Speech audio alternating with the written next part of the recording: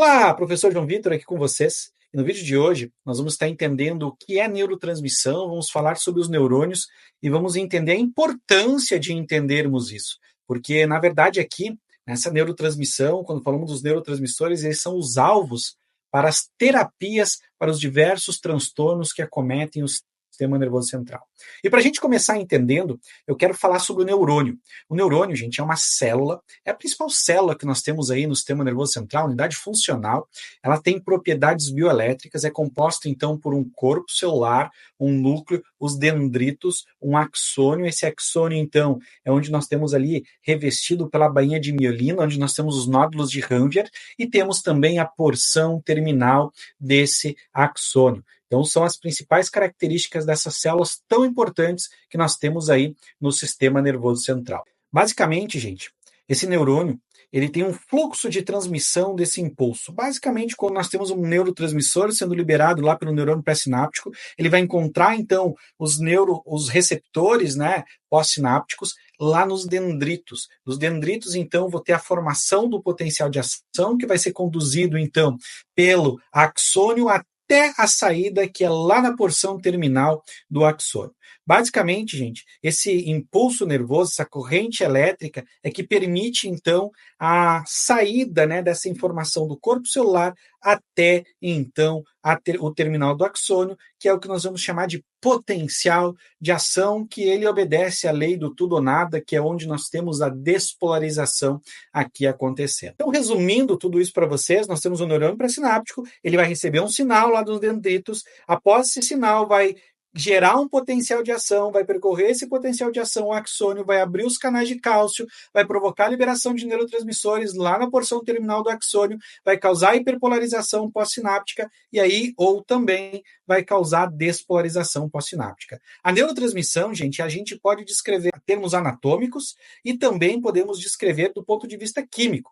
Basicamente, nós temos que entender que nós temos neurônios de diversos tamanhos, dependendo da localização, e que esses neurônios vão liberar neurotransmissores, que são mediadores químicos, que vão gerar correntes elétricas. Basicamente, você pode comparar esses neurônios a essa rede de fios de telefone que nós temos espalhado por aí, fazendo a comunicação e fazendo com que essa informação chegue no local adequado.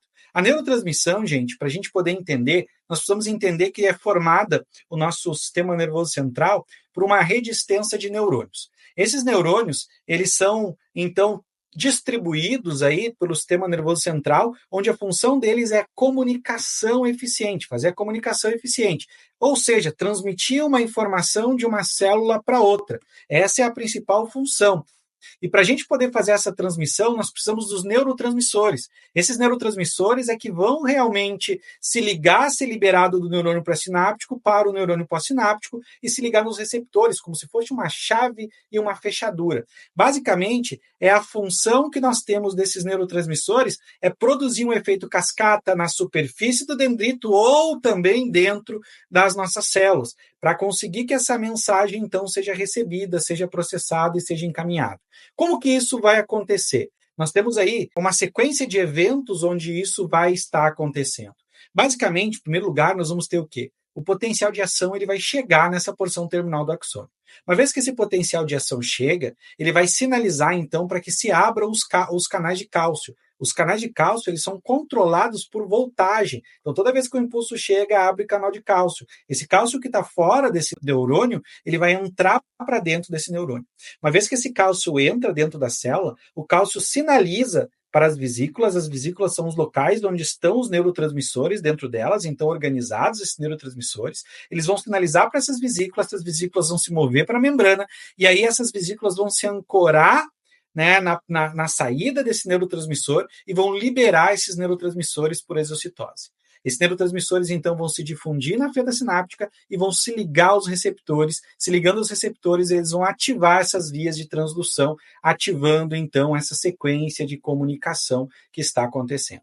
Os princípios, então, que nós temos aí, para a gente poder entender, nós precisamos entender que tudo gira em torno desses neurotransmissores. Nós temos aí cerca de uma dúzia de neurotransmissores que são conhecidos, né, no nosso sistema nervoso central, e nós temos que saber que se nós entendermos a ação desses neurotransmissores, nós vamos entender os principais alvos de ação de substâncias psicotrópicas, que são usados aí para tratar diversos transtornos que acometem o sistema nervoso central.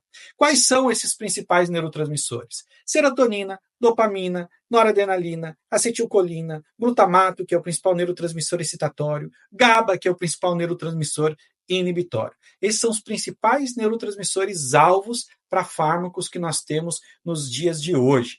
Basicamente, gente, eu gosto muito dessa imagem, que se você prestar atenção, ela vai nos ajudar muito a entender os alvos farmacológicos, diferentes classes que nós vamos usar para tratar os pacientes. Basicamente, quando eu falo de depressão, eu estou falando que o quê? Eu tenho deficiência, diminuição de neurônios, neurotransmissores, serotonina e dopamina. Por isso que eu ajo fazendo o quê? Meus fármacos que vão ter atividade para depressão, inibidores seletivos de recaptação de serotonina, noradrenalina e assim por diante, que vão elevar os níveis desses neurotransmissores na fenda sináptica. Já na ansiedade, eu tenho também serotonina baixa, por isso que explica antidepressivos serem utilizados para tratar a ansiedade. E a noradrenalina, o glutamato está lá em cima. Na esquizofrenia, eu tenho excesso de dopamina, por isso que eu uso antipsicóticos. Antipsicóticos são antagonistas, vão ter que baixar, vão ter que bloquear a ação desse excesso de neurotransmissores que nós temos. No Alzheimer, eu tenho acetilcolina, por isso nós usamos os anticolinérgicos, que vão aumentar esses níveis de acetilcolina. Na mania, nós temos serotonina baixa, noradrenalina muito alta. No Parkinson, a dopamina está lá embaixo. Tanto é que pacientes que você usa levodopa, por exemplo, para aumentar esses níveis de dopamina, você pode causar alucinações se aumentar demais, porque lembro, dopamina também está envolvido na esquizofrenia. Na epilepsia, você tem o GABA lá embaixo e o glutamato lá em cima, excesso de transmissão.